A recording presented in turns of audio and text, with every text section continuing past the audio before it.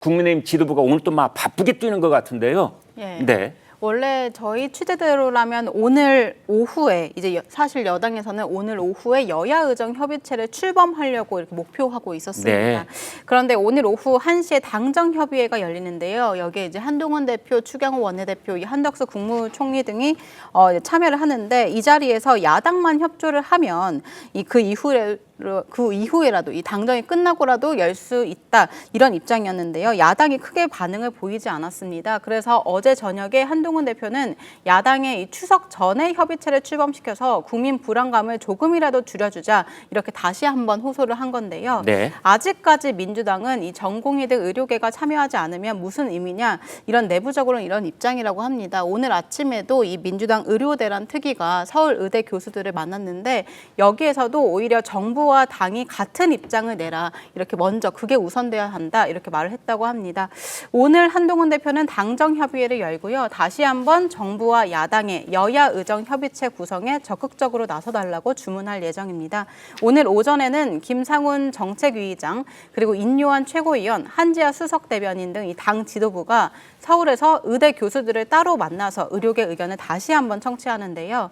기존에 국민의힘이 여야 의정 협의체에 참여해달라 이렇게 보낸 의료단체가 15곳인데 이 빅5 병원, 대한병원협회 이렇게 병원 단체들도 꽤 포함이 되어 있었는데 병원 단체보다는 실제 전공의와 대화를 하고 소통을 해온 이 의대 교수 단체나 의대 학장대 단체 이런 의사 단체들의 입장을 우선적으로 좀 먼저 들어보자 이런 취지라고 합니다. 네. 자, 의료 갈등 해결을 위해서 국민의힘 지도부가 발벗고 나서는 모양새 지금까지 들으셨는데 어제는 부산과 서울의 병원 응급실로 달려가기도 했습니다. 격차 해소 현장 간담회 그 일정으로 부산을 찾았던 한동훈 대표 시간을 쪼개서 대학병원 응급실을 점검하기도 했습니다. 그 목소리 듣고 오겠습니다.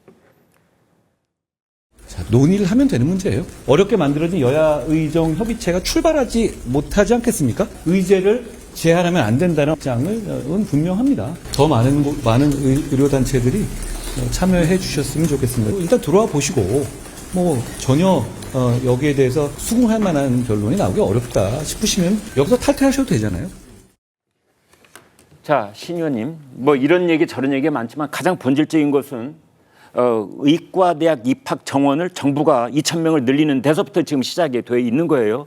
그렇다면 그 문제를 가지고 의제를 제한을 하느니 마는 지금 이 얘기가 표현은 좀 달라지고 있지만 가령 그 의제라는 것이 의대 정원을 늘리는 것을 올해부터 얘기를 할 것인지 내년부터 얘기를 할 것인지 2027년부터 얘기를 할 것인지 정리가 안 돼 있는 상태인데 어떻게 진행될 것 같습니까? 그렇기 때문에 의료계는 여야 의정 협의체에 안 들어갈 것 같습니다. 아, 그렇습니까? 예, 왜냐하면은 25년도 이미 수시 모집이 시작이 됐죠. 네. 그렇기 때문에 대통령실에서 이거는 어쩔 수 없다, 돌이킬 수 없다, 오히려 네. 소송 걸릴 수 있다라고 하기 때문에 26년, 7년부터 지금 열어놓고 얘기하자. 소송 걸릴 수 있다는 게 무슨 뜻이죠? 실제로 수시 지원을 했던 학부모들이나 학생들이 만약에 정원 조정이 됐을 때는 당사자들이 정부를 대상으로 해서 소송을 할 수가 있는 수시에 이미 입학원서 내고 이랬던 작업을 하고 있는 학생들 그 손해에 대해서 어떻게 할 것이냐. 그렇죠. 그렇기 때문에 국가로서는 이미 정원이 확정돼서 모집 공고가 된 상황에서는 네. 이것을 돌이킬 수는 없다라고 주장을 하는 거고요. 그러니까 어느 대학을 지금 한 학기 다니던 학생이 거기를 이제 포기를 하고 나는 의대를 가기 위해서 다시 준비를 할 거야. 그래서 지금 가을 학기 등록도 안 했는데 갑자기 증원을 없애버리면 어떡할 것이냐. 예. 간단한 문제가 아니네요. 그렇죠. 실제로 근데 수시 지원은 고3 수험생들이 주로 하게 되고요. 네. 이제 수능 시험을 11월 달에 보고 나서 정시 그렇긴 지원이 해요. 시작되는데 네. N수생들은 그래서 정시 지원에 많이 몰리게 될 가능성이 예. 있습니다. 그래서 만약에 이 부분에 있어서 대통령실이 정말 진솔하게 진정성 있게 해결할 의지가 있다 그러면 네. 25년에 대해서도 어떻게 조정할 수 있는지에 대한 열린 마음으로 협치에 들어오라고 입장을 명확하게 표현을 해야 되는데 아직까지 그렇지 않다. 그 열린 마음 이 부분이요. 예. 용산 대통령실도 그렇고 복지부 장관도 오늘 한 신문하고 인터뷰에서 절대 그거는 움직일 수 없다 이렇게 하고 있는데 그 되도록표 찍는 거 아닙니까? 그렇기 때문에 협의체가 구성될 수가 없고요. 네. 그리고 의료계와 지금의 그 정부와의 갈등은 해결되기는 난망하다라고 보는 게 그냥 현실적인 그냥 사실 팩트인 것 같습니다. 그렇다면 한동훈 국민의힘 대표 혼자서 이리 뛰고 저리 뛰고 뭐 부산 갔다 서울 왔다 응급실 돌아다녀 본들 그 어떤 결과가 있겠습니까? 지금 한동훈 대표로서는 본인이 그래도 대통령실에 제안을 해서 어느 정도의 그 협의체를 구성하겠다라는 것까지는 오케이를 받았기 때문에 네. 본인의 성과로 민생을 끌고 가고 싶은 그런 이슈이기도 하겠죠. 또 지금 의료 대란 때문에 최상병 특검 이런 것들 다 덮이지 않았습니까? 네. 그렇기 때문에 성과를 내야 되는 한동훈 입장에서는 열심히 현장을 점검하고 이 성과를 내기 위해서 의료계를 설득하는 작업을 할 수밖에 없을 텐데요. 의료계는 한동훈 대표가 움직인다고 해도 대통령실이 꼼뻑 안 하는데 들어가서 무슨 얘기를 하겠느냐. 그리고 들어갈지언정 정치권에서 협상해라 합의하라고 압박하면 오히려 들어간 의료계의 사람들만 곤혹스러워질 수도 있기 때문에 만약에 지금 일부 뭐 의료계 단체에서는 들어갈 의지를 보이는 걸로 보도는 되고 있지만 교수들의 입장에서는 어떻게든 중재를 하고 싶은 그 성정은 이해를 하나 아무리 의대 교수 협의회나 뭐 전위 교협이나 들어가서 소통을 한다고 해도 교수들이 협상하고 합의를 했을 때 젊은 의사들이 그럼 현장에 돌아올 것이냐.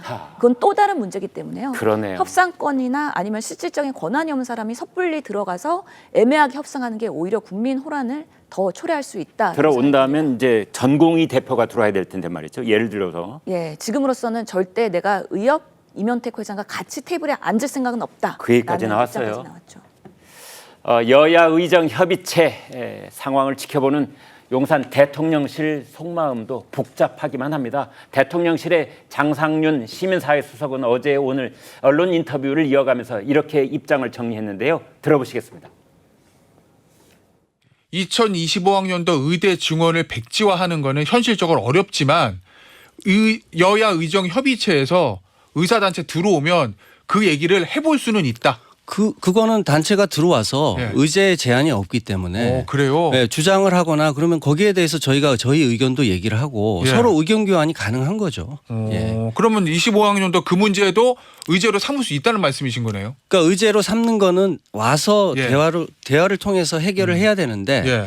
25학년도 정원 문제는 이런 그 단계에 와 있다. 예. 예. 그래서 현실적으로 불가능한 거다라는 거를 저희는 그냥 현실을 얘기를 해드리는 거고 예. 이거를 의제화하자 아니자 뭐 예. 이렇게 저희가 전제 조건을 달아서는 안 되지 않습니까? 알겠습니다.